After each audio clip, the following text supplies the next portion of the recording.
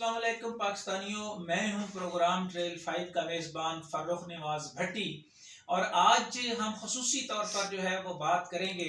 मेरे साथ इंतहाई सीनियर सुप्रीम कोर्ट के वकील डॉक्टर GM चौधरी जो हैं वो मौजूद हैं, जो आइनी हवाले से जिनकी पटिशन्स जो हैं वो रिकॉर्ड का हिस्सा रही हैं। और आइन के हवाले से कोई अहम सवाल जो आजकल 22 करोड़ अवाम के सामने बार बार किया जा रहा है, वो है 90 डेज के इंतखाबात के हवाले से कि 90 दिनों में इंतखाबात पर जो है वो आइनी तौर पर जो है वो क्या मामलात हैं और इस पर हुकूमती मौक़िफ़ जो है वो क्यों वाज़े जो है हमें नज़र नहीं आ रहा। और अगर 90 डेज़ में अमल नहीं किया जाता तो उसका क्या जो है वो ख़ास तौर पर आइन की खिलाफ वर्जी हो जाएगी, या उस पर क्या जो है वो कदगने आइंदा आने वाले दिनों में लग सकती हैं। इस पर डॉक्टर GM चौधरी से हम खसूसी तौर पर पूछेंगे। बड़ी उनकी जो है वो लॉ के हवाले से वो एक अथॉरिटी समझे जाते हैं, बुक्स भी लिखी हैं उन्होंने। जी डॉक्टर साहब, इस पर ज़रा बताइएगा कि ये जो 90 दिनों का मामला है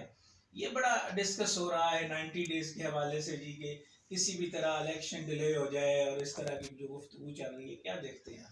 देखिए, मैं एक चीज़ बता दूं कि जहाँ पे जमहूरियत होती है और जहाँ पे स्टेट्समैन या विजडम रखने वाले सियासतदान होते हैं, वो कभी इलेक्शन से नहीं डरते। देखिए, इलेक्शन का होना और इलेक्शन का बार बार होना जो है, ये इस बात की अलामत है कि आपके यहाँ बहुत ज़्यादा जमहूरियत है। तो हमारा जनाब डायरेक्ट मैं इस पर बात करता हूँ कि जो आइन का आर्टिकल 224 यानी कि 224 की जो क्लास 2 है, उसमें ये बड़ा क्लियरली लिखा हुआ है कि जब भी कोई असेंबली डिसॉल्व होगी तो उसके 90 डेज के अंदर अंदर इलेक्शन होने हैं। यानी कि जो वर्ड यूज हुआ है शैल बी हेल्ड, तो दैट मीन्स के 90 डेज के अंदर अंदर होने हैं, 90 डेज को क्रॉस नहीं किया जा सकता।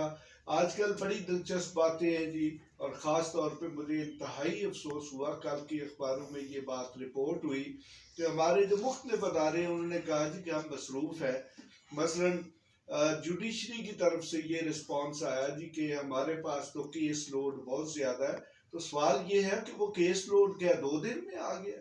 उसके बाद मिनिस्ट्री ऑफ फाइनेंस ने कहा जी हमारे पास पैसे नहीं है। तो पैसे तो जनाब हम तो गुज़श्ता कई समझ ले कि डेकेड्स अशरू से मकरूज हैं, हमारे पास तो इलेक्शन के लिए कभी पैसे नहीं आएंगे। As per as security agencies की तरफ से ये कहा गया जी कि हम तो टेररिज्म के खिलाफ मसरूफ़ हैं। तो जनाब ये टेररिज्म तो 79 से चल रहा है और उस वक़्त से मुसलसल इलेक्शन हो रहे हैं। तो ये कोई एक्सक्यूज़ नहीं है। और आइन में ये वाज़े तौर पर लिखा हुआ है कि इलेक्शन कमीशन जो है जिस भी अदारे को इलेक्शन में कोऑपरेट करने का कहेगा वो अदारा पाबंद है। और मैं समझता हूँ कि जिन अदारों ने इस किस्म का रिस्पॉन्स दिया है उनके जो हेड्स हैं उनके खिलाफ आईनी तौर पर जो है वो कार्रवाई होनी चाहिए। जी GM साहब, इसमें एक बात तो इलेक्शन कमीशन ने खुद सुप्रीम कोर्ट में जो कहा कि जी नवंबर तक हम जो है हमारी पूरी तैयारी है, हम इंतखाबात करवाने की पोजीशन में हैं। और ज़िमनी इंतखाबात का तो वो शेड्यूल जारी किए जा रहे हैं जिस पर जो है वो कोर्ट में गई है PTI, और फिर उनके जो कहा गया कि शायद ये ना हो सके, जो इस्तीफे मंजूर नहीं हुए। तो ये क्या है, ये है क्या असल? देखें जनाब, यही सेल्फ कंट्राडिक्टरी है कि इस वक्त कौमी असेंबली के कितने सारे हलकों में इलेक्शन हो रहे हैं। वहाँ पे भी जनाब सिक्योरिटी भी है, वहाँ पर पैसे भी खर्च होने हैं, वहाँ पर पुलिसिंग भी होनी है। तो वहाँ पे आपके पास वसाइल मौजूद हैं, जबकि सूबाई असेंबली जो है उसके इलेक्शंस के लिए नहीं है। ये जितनी अथॉरिटीज़ हैं ये सरासर झूठ बोल रही हैं। और मैं समझता हूँ कि अगर हमारे मुल्क के जो सियासतदान हैं उनको अगर जमहूरियत से ज़रा सी भी दिलचस्पी है तो ऐसे सिविल सर्वेंट्स या पब्लिक सर्वेंट्स जिनने इस किस्म की बात की है उनके खिलाफ फौरी तौर पर कार्रवाई होनी चाहिए। अदरवाइज इस मुल्क में फिर जमहूरियत का मुस्तकबिल तारीक है। कल को कोई शख्स भी जो है वो अपने ओहदे पे डट जाएगा और कहेगा जी कि मैं तो फिर अपनी मर्जी करूँगा। जी, ये बात ख़ास तौर पर जो है वो GM साहब ने बात की कि किस तरह जो है وہ جمہوریت کے لیے انتخابات جو ہیں وہ ضروری ہیں. اور آئین کی پاسداری کی جب بات کی تو آئین کی پاسداری کے حوالے سے تو آخری سوال جاتے جاتے کہ مشیروں کی بھی بڑی تعداد انہوں نے بڑھا دی ہے. وہ پہلے تو ہم 26 مشیروں والی آپ کی پٹیشن جو تھی وہ کورٹ میں تھی، تو اس پہ جو ہے وہ پچھلی عمران گورنمنٹ نے جو ہے وہ سرنڈرز بھی کچھ لوگ جو ہے انہوں نے کیا. تو اب معاشی صورتحال اتنی جو ہے وہ سخت ہونے پر پھر مشیر بڑھا دیے. دیکھیں جی، میں اس کا جواب ایک بڑا سادہ لفظوں میں دوں گا. تاریخ میں ہے جی کہ جب رنجیت سنگھ نے لاہور کو فتح کیا تھا تو کہتے ہیں جی جو چوک رنگ مل ہے وہاں پر اس نے دربار ہولڈ کیا.